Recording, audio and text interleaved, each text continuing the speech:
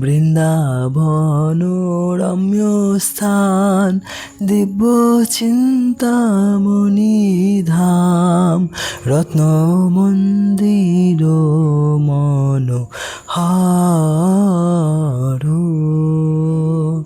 আবৃত কালিন্দিনীরে রাজহংস কেলি করে, তারে শোভে কনক কানন।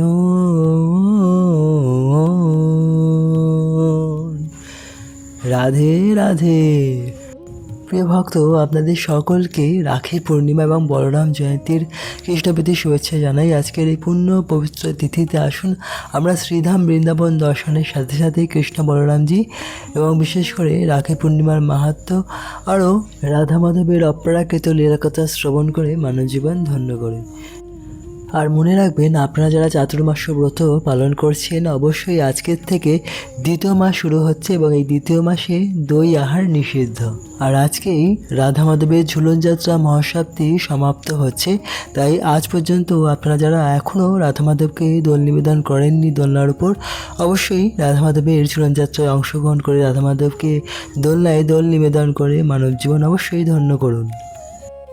বৃন্দাবনের কথা মনে করলেই আমাদের চোখের সামনে ভেসে ওঠে সবুজে ঘেরা বন, যমুনার নির্মল জল, কদম্ব গাছের ছায়া, পাখিদের মধুর ডাক এবং অসংখ্য গাভী ও বাছুরদের বিচরণ। আর সেই অপূর্ব পরিবেশের মধ্যে নীলমণি আমাদের প্রিয় কৃষ্ণ এবং শুভ্রবর্ণ মহাবলশালী শ্রী বলরাম তাদের প্রিয় সখাদের সঙ্গে নিয়ে প্রতিদিন গাভী চড়াতে বেড়াতেন প্রতি ভোরবেলা। সকালে যখন বৃন্দাবনের পথে গোপবালকদের দল বেরিয়ে পড়তো, তখন তাদের আনন্দের কোনো সীমা থাকতো না। কারো হাতে থাকতো বাঁশি, কারো হাতে লাঠি, আবার কেউ গাভী ও বাছুরদের ডাকতে ডাকতে সামনে এগিয়ে যেতেন। মাঝখানে থাকতেন শ্রীকৃষ্ণ এবং বলরাম, দুই ভাই, অথচ তাদের সঙ্গে থাকা প্রত্যেক গোপবালকের কাছে তারা ছিলেন অত্যন্ত আপন এবং অত্যন্ত প্রিয়। শ্রী বলরামজি হচ্ছেন সকলের আশ্রয়। একসময় কৃষ্ণের বয়স যখন 6 বছর হলো, তিনি তখন বড় গাভী চারণের জন্য যশোদা মা এবং নন্দ বাবাকে আবদার করলো। কিন্তু তারা দেখলো যে কৃষ্ণ এখনও ছোট, তার বুদ্ধি হয়নি। কিন্তু যখন বলরামকে বলা হলো, তখন বলরাম বললেন যে না, আপনারা কোনো চিন্তা করবেন না, আমি সকলকে এমনকি কৃষ্ণকে সুরক্ষা প্রদান করব সমস্ত বিপদ থেকে।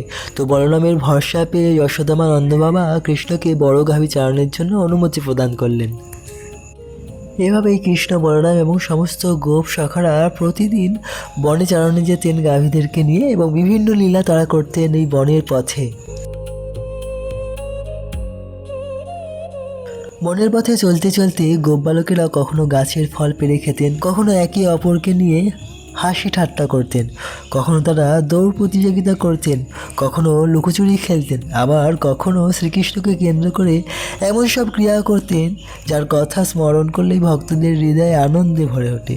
বৃন্দাবনের বন যেন তখন এক বিশাল আনন্দের অঙ্গনে পরিণত হতো। গাভীগুলিও যেন কৃষ্ণের প্রতি গভীর স্নেহে আকৃষ্ট হয়ে তার চারপাশে ঘুরে বেড়াতো। কৃষ্ণ যখন বাঁশির সুর তুলতেন, তখন সেই সুরে শুধু গোপবালকেরাই নয়, বৃন্দাবনের প্রকৃতিও যেন মুগ্ধ হয়ে যেত। কিছুক্ষণ গাভী চালানোর পর যখন সকলে ক্লান্ত হয়ে পড়তো, তখন শুরু হতো আরেকটি অপূর্ব সুন্দর লীলা। তারা সকলে একসঙ্গে বসে বনভোজন করতেন। কৃষ্ণ সকলের মাঝখানে বসতেন এবং সমস্ত সখারা কৃষ্ণকে কেন্দ্র করে কৃষ্ণের চতুর্দিকে বসতেন। গোপবালকেরা নিজের সঙ্গে করে নানা রকম খাবার নিয়ে আসতো। কেউ দধি আনতো, কেউ মাখন, কেউ রুটি, কেউ ফল। প্রত্যেকে নিজের খাবার থেকে কিছু না কিছু কৃষ্ণকে খাওয়ার জন্য এগিয়ে আসতো এবং কৃষ্ণ তা গ্রহণ করত। ভাবুন তো, পরমেশ্বর শ্রীকৃষ্ণ, যার কাছে অসংখ্য জগতের সমস্ত ঐশ্বর্য, তিনি তার গোপসখাদের সঙ্গে মাটিতে বসে তাদের ভালোবাসার সেই মহাপ্রসাদ গ্রহণ করছেন। এখানেই বৃন্দাবনের প্রেমের মহিমা। কৃষ্ণ কখনো কোনো সখার খাবার নিজের হাতে নিয়ে খাচ্ছেন, আবার কখনো নিজের খাবার বন্ধুদের দিচ্ছেন। গোপবালকেরা হাসতে হাসতে কৃষ্ণকে নানা কথা বলছেন। শ্রী বলরামও তাদের সঙ্গে সেই আনন্দে যোগ দিচ্ছেন। ভোজনের পর আবার শুরু হতো খেলাধুলা।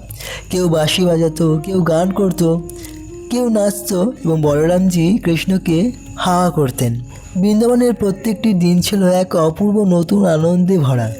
আর এই সমস্ত লীলার মধ্যেই শ্রী বলরামের বিশেষ ভূমিকা ছিল। তিনি শুধু কৃষ্ণের বড় ভাই নয়, তিনি ছিলেন শ্রীকৃষ্ণের নিত্য সঙ্গী, সখাদের আশ্রয় এবং বৃন্দাবনের আনন্দলীলা পূর্ণ করার অন্যতম প্রধান ব্যক্তিত্ব। তাই শুধু ভক্ত, বৃন্দাবন ধামের আজ অপ্রাকৃত লীলাকথা শ্রবণের মাধ্যমে আমরা শ্রী বলরামজির অপ্রাকৃত মহিমা কথা শ্রবণ করলাম, যেখানে বলরামজি হচ্ছেন সকলের আশ্রয়। আর আজকের এই পবিত্র পুণ্য তিথিতে, ওনার আবির্ভাব তিথিতে আসুন ওনার চরণে আমরা আত্মসমর্পণ করে আমরা রাধা মাধব এবং শ্রী বলরামের অশেষ কৃপা লাভ করি। আর প্রিয় ভক্ত, আজকের বিশেষ দিনে হচ্ছে রাখি পূর্ণিমা, যেদিন সমস্ত ভাই এবং বোনেরা অত্যন্ত উৎসাহ এবং আনন্দের সঙ্গে এই দিনটি পালন করে থাকেন।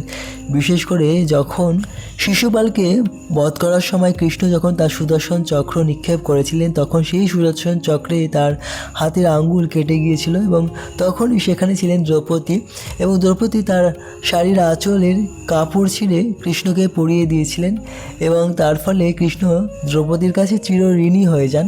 এবং যখন দুঃশাসন দ্রৌপদীর বস্ত্র হরণ করছিলেন, তখন দ্রৌপদী কেবলমাত্র কৃষ্ণকে আকুলভাবে ডেকেছিলেন এবং তখন কৃষ্ণ এত শাড়ি দ্রৌপদীকে প্রদান করেছিলেন যে দুঃশাসনও টানতে টানতে হাঁপিয়ে পড়েছিলেন। তো সেই লীলাকে কেন্দ্র করে আজও সমস্ত বোনেরা তার ভাইকে অত্যন্ত প্রেম এবং স্নেহর সঙ্গে রাখি পরিয়ে দেয়। এই ভাই বোনের সম্পর্ক সবসময় অটুট থাকে, এটাও আমরা কামনা করি। আর আজকের দিনের আরও বিশেষ একটি মাহাত্ম্য হচ্ছে চাতুর্মাস্য ব্রত যারা পালন করছেন। আজ শুরু হচ্ছে চাতুর্মাসের দ্বিতীয় মাস। আজ থেকে 1 মাস জুড়ে দই আহার সম্পূর্ণ নিষিদ্ধ। অবশ্যই আপনারা 1 মাস দই বর্জন করবেন। এবং আজ ঝুলন যাত্রার অন্তিম দিন। যারা আপনারা ভগবানকে দোল প্রদান করেছেন এই ঝুলন যাত্রা মহোৎসবে, তারা অত্যন্ত ভাগ্যবান। আর যারা এখনও করেননি, অবশ্যই আজ ঝুলন যাত্রার অন্তিম দিনে রাধা মাধবকে দোল প্রদান করুন এবং রাধা মাধবের অশেষ কৃপা লাভ করুন। তো প্রিয় ভক্ত, এই হচ্ছে আজকের দিনের বিশেষ মাহাত্ম্য। অত্যন্ত পবিত্র পূর্ণ একটি দিন। এরকম দিন আমরা হয়তো আর কোনো সময় পাবো না। তাই আপনারা অত্যন্ত উৎসাহ এবং আনন্দের সঙ্গে পালন করুন। কারণ দেখুন, নেপালে কি ভয়াবহ বন্যা পরিস্থিতির সৃষ্টি হয়েছে। জীবনের কোনো মূল্য নেই, যে কোনো সময় প্রাণ পাখি উড়ে যেতে পারে। কিন্তু তার আগে যদি আমরা ভগবানের ভক্তি করি, ভগবানকে ভালোবাসার চেষ্টা করি, তাহলে আমাদের মানব জীবন ধন্য হবে। তাই প্রিয় ভক্ত, আপনারা সকলেই ভগবানের সেবায় অংশগ্রহণ করুন, ভগবানের নাম গ্রহণ করুন, ভগবানের লীলাকথা শ্রবণ করুন, ভগবানের ধাম দর্শন করে মানব জীবন ধন্য করুন। আপনাদের সকলকে অসংখ্য ধন্যবাদ আমাদের সঙ্গে থেকে বৃন্দাবন ধাম দর্শন করবার জন্য এবং রাধা মাধবের অপ্রাকৃত লীলাকথা শ্রবণ করবার জন্য। সবাই সুস্থ থাকবেন, ভালো থাকবেন, ভগবানের নামে গানে সেবায় থাকবেন। হরে কৃষ্ণ কৃষ্ণ কৃষ্ণ হরে হরে, হরে রাম রাম রাম হরে হরে, হরে কৃষ্ণ, রাধে রাধে।